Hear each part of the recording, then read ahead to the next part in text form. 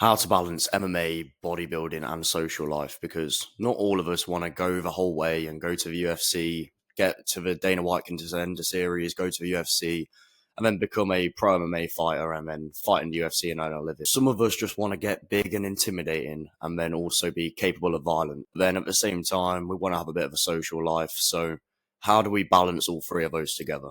So we've all wanted this life since we were young. I don't know what shows or TV films that you guys watched when you were younger, but we all wanted to be capable of violence, big and strong, and then rich at the same time. Big, rich, and dangerous, muscle, money, and capability of violence. Luckily, these hobbies accompany other attributes as well, such as charisma, confidence, masculinity, and most importantly, the ability to say no. Whether that's through fear of missing out when people are offering you to do stuff, or just saying no to yourself, because confidence comes from not breaking promises to yourself. And a lot of discipline comes from saying no to things instead of welcoming new things into your life. The point is, boys, every single young man, we have been looking up to men like this since we were kids. For example, we've got James Bond down here. We've got Tommy Shelby, who's probably my favourite out of all three of these. And then we've got Mike Tyson in his prime, big and ripped, one of the best fighters in the world, just an absolute superhero in the 1980s. Why most people fail at balancing this is because most people have a choice when they finish work. They either have MMA, mixed martial arts, boxing, kickboxing, whatever martial art you do, lifting weights, or socialize. But it's actually really easy to structure this so you're working on all of these. You're never missing out on any of them. These people are usually either all in or all out, and they're swinging from pendulum swing. So they're Mr. Disciplined Man 1 minute, and then 3 days later they're down the pub, drinking, smoking weed, all of that type of degenerate stuff. Most people already inherently know how to do this, but maybe this video is the video that will actually make you listen. The 80-20 rule is a rule that I want you guys to stick to. It's a rule that I've been sticking to for a long time as well. But you can't just self-develop all day long. We need time to play as well, because monk mode is one of those where monk mode is good when you know exactly what to do. If you don't know what to do, then you need to be going out into the world and exploring, so then you get some inspiration, get some ideas from a friend, get some ideas from a guy that you've just met, and then you've got that spark of interest for success, and then you can go monk mode. But the problem is most people don't know what to do in monk mode. Most people don't understand what should I be doing when I'm locking myself in my room and just working all day. Because a lot of the time, if you could see yourself, if there was a fly on the wall watching you, you'd see how ADHD you are. 1 minute you're doing some work, next minute your phone goes off, you get off and you go do your reply to whoever it is, and then you're back onto the computer for 5 more minutes, and then you get distracted again. But we need the 20 to break through plateau. When we are in play mode, this is where ideas spark, and usually this comes from degenerate activities. So the amount of amazing ideas, the amount of amazing business ideas I've had from just going to chill with my mate to go have a smoke. Smoke some bud, which is a very degenerate activity, has actually caused some benefits to my life. And then the same thing for drinking alcohol. Of course, drinking alcohol is terrible for you, but you never know. You might meet some guy that you've never met before. He might give you an idea, and then from that idea, you then pursue it, and then you become rich and successful from it. Or you might know somebody from the gym that you meet at the pub, and he gives you a tip on fitness that you didn't know about, and then you could execute on that, and then you get better fitness results. 80% of the time we're going to be working, and then 20% of the time it's still technically work, but it's playtime. But you never know, you might get some inspiration from those playtime moments. So a weightlifting guide for balancing MMA. So we want to look dangerous and be dangerous, right? So this is more to do with bodybuilding stuff, right? This is not a strength and conditioning circuit for a mixed martial artist that are just trying to be an athlete. This is how do we look as big as possible, and then on the side do some mixed martial arts so we are also able to fight as well. So what you do is, guys, is if you go to work, you work out before you go to work. And if you're a businessman like myself, then you work out as early as you can. Get out and do some moving, whether it's lifting weights, whether it's cardio. I don't care. Just go out and do something first thing in the morning, because we want our weight sessions as far away as possible from our MMA sessions. And as well as the fact that if we go work out first thing in the morning, then you're going to be in a high vibrational state. You're going to be way more motivated throughout the whole day. And you're actually going to be 20 times more likely to go to mixed martial arts later on. Unfortunately, boys, mixed martial arts classes are typically in the evening. Somewhere between 6 p.m. and 9 p.m. is usually when the mixed martial arts classes are. From the UK anyway. If you're from a different country, maybe it's different. But if you are more advanced to lifting, or you have just loads of time, you want to train each body part twice per week. You want to make your workouts as quick as possible. If you're less advanced, each body part once a week, so one time per week. So if you're a guy with more time, then your split could look something like this. You could do chest and biceps Monday, back and triceps Tuesday, legs and shoulders Wednesday, rest day, chest and biceps, back and triceps, legs and shoulders. So it was just going to keep on going 3 on, 1 off, 3 on, 1 off. If you're a guy who either doesn't have enough time to go to the gym, or you're on a cutting phase, or you just don't really want to hit each body part twice per week because you're prioritizing martial arts more, then maybe it would look something like Tuesday, chest and biceps, Thursday, back and triceps, Saturday, legs and shoulders, or Monday, Wednesday, Friday, whichever you prefer. What you guys want to do is get in and out in less than 1 hour. So like I just said to you, I want you guys to do antagonist muscle training. So that is basically where instead of doing push-pull legs, where you do push muscles, pull muscles, and then you do your leg muscles, combine them both so it's more of a circuit. So do antagonist muscles. So that means, for example, I might do chest and biceps on the same day. When I do a set of chest press, I'm using my chest, triceps, and front delts. When I do a set of bicep curls, none of those muscles have been hit. So while I'm resting my chest, I don't have to wait 3 minutes like the push-pull legs gimps. I can just go straight into my chest and bicep set. And then I get double the volume done in the same amount of time as the push-pull leg wankers. And if you guys need any help with this, then join Size and Violence for a full training split. So I've got strategies on how to beat taller opponents. I've got strategies on how to beat shorter opponents. I've got MMA grappling fundamentals, striking fundamentals, and a complete guide on how to build the aesthetic body, which is what we're talking about right now. So first link in the description, $15, same price as a Netflix subscription. If you can't afford that, then God. Anyways, unfortunately, most MMA classes accommodate for people finishing past 5 p.m. So most people work a 9 to 5.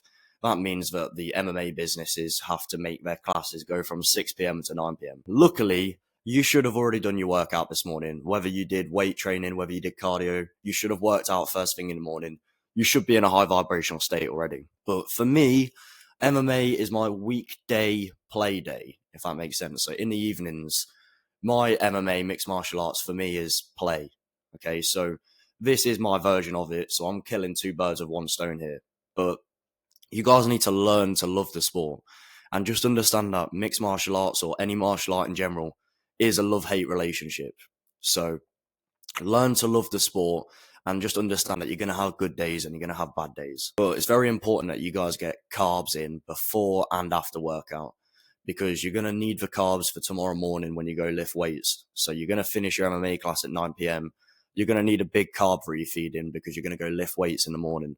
And remember, not everyone's got the most time to make breakfast in the morning. If you were trying to optimize for bodybuilding and you were trying to get as big as possible, then I would recommend having a breakfast in the morning. But if you don't have time, then you're definitely going to need those carbs in the night before. Minimum 1 hour of technique, minimum 1 hour of sparring every single week. So 1 hour of just hitting pads or maybe drilling some jiu-jitsu techniques, and then 1 hour of getting punched in the face or doing live jiu-jitsu rounds, whichever martial art you guys have chosen. But the sparring is the most important thing. If I could choose, I would say minimum 2 hours, 1 hour of sparring, 1 hour of technique. But if you had to choose out of those two, if you could only make it to one, sparring, because it's going to make you get used to getting hit. It's going to make you get used to being in a combat situation, and you're going to realize you're not made of glass. And that's one of the most important things of being capable of violence. The more the better, though, boys. Just understand that if you only do 2 hours a week of mixed martial arts training, it's going to take you 50 weeks, which is nearly a year, for you to be considered good at a skill. Because it takes 100 hours for you to be considered good. And if you're doing 2 hours a week, times that by 50, 100 hours. So that means that if you missed a few times, maybe Christmas week, you couldn't go to training, it's going to take you a whole solid year. So if you're doing 3 hours a week or 4 hours a week or 5 hours a week, it's going to take you even less time for you to be good at martial arts. It doesn't have to be martial arts. This goes for anything: guitar, Spanish, anything that's not rocket science. As long as you stick to 100 hours of doing a skill, you will become good enough. 100 hours means you're good at a skill. And this is the app that I use here, boys. It's a really good app, and it's called Toggle Track, right? And it's basically this app where you can track how much time you spend on a project or track how much time you spend on a skill. So most people give up way too early with skills, right? So let's just say, for example, they want to learn Spanish, and then they understand, well, they don't understand, but now you understand that it takes 100 hours for you to be considered good at a skill. So your 5 minutes of Spanish lessons every morning for 5 lessons in a row isn't going to make you good at Spanish. That's 25 minutes. Remember, you've got to times that by 200 nearly in order to become good at it.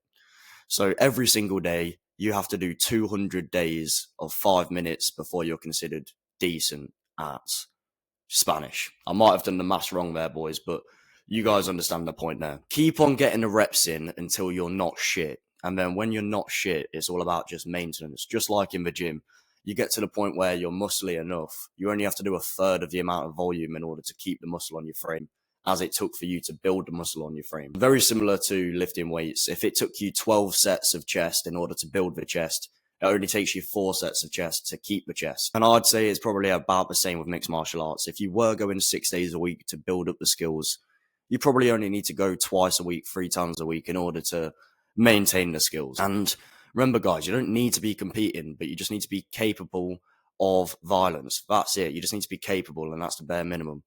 I would suggest doing something that scares the fuck out of you, though. So it doesn't have to be getting in the cage and selling tickets and all of that malarkey. You can just go compete in an interclub, because if you've never competed before, an interclub will scare the hell out of you. And an interclub is basically where another gym, you go to another gym, or another gym come to your gym. You're wearing all the shin guards, you're wearing all the boxing gloves and all of the heavy sparring equipment. But it's similar to a fight, but nothing goes on your record. But I would suggest massively getting to the point where you're capable of competing, or you have at least competed in an interclub before. When nothing goes on your record, there's no pressure. And just remember, boys, if you guys don't have a gym nearby to you, or maybe you don't have a car like myself because you might have drove or some bullshit like I did, haven't got a car at the minute, or you're just too intimidated to go because you don't want to meet all of the intimidating killers at the martial arts gym, maybe you just want to build your confidence up slightly. So if so, then join Size and Violence, because there's a whole course on how to become a good fighter from home as well.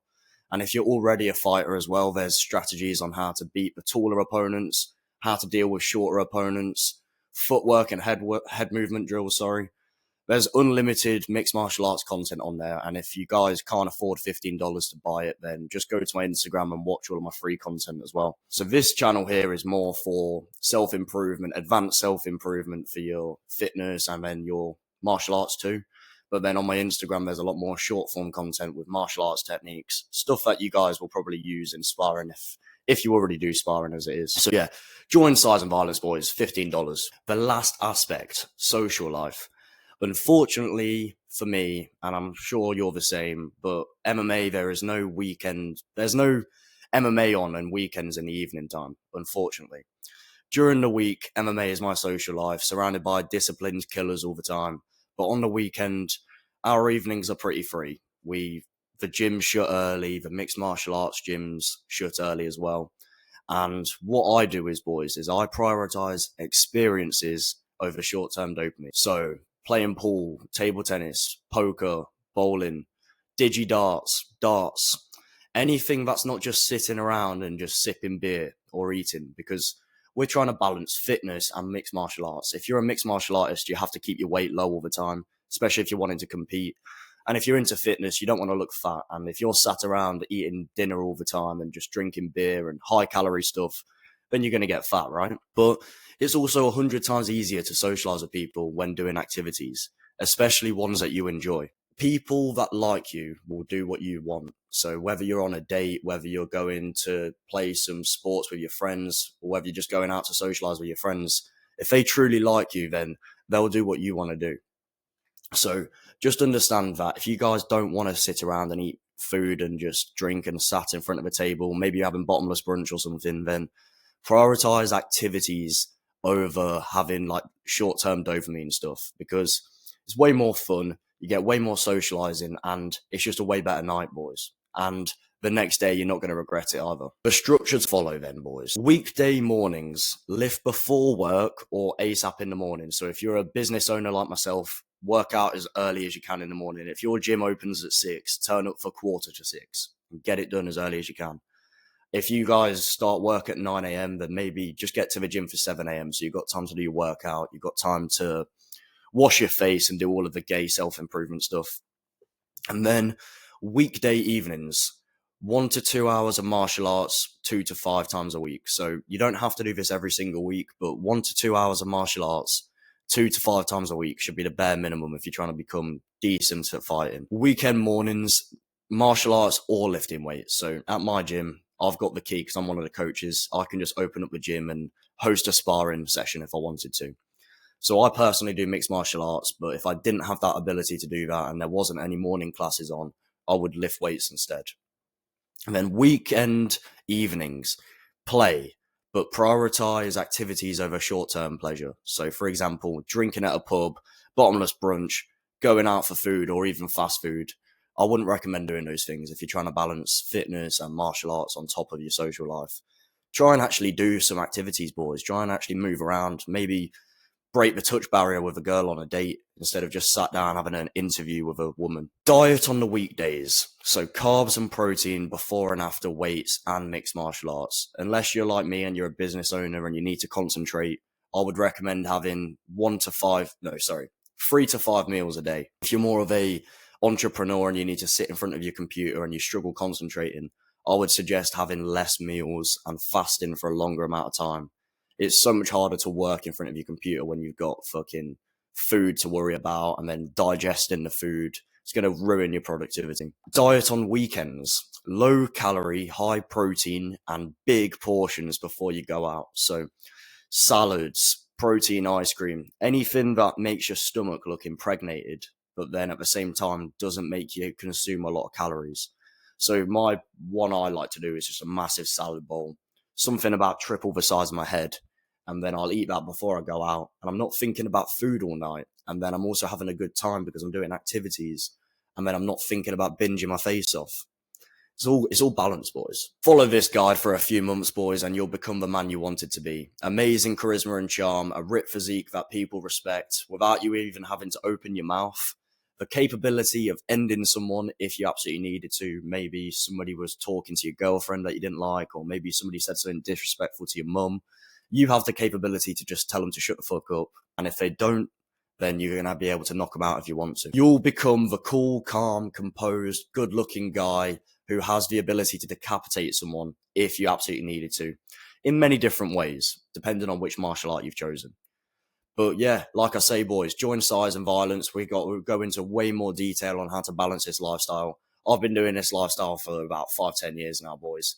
And it's probably the best masculine lifestyle that you guys can imagine, where you feel powerful, you feel strong, you look good, and you just feel on top of the world with confidence, boys. So join for $15, and this price is going up soon as well, boys. So join now.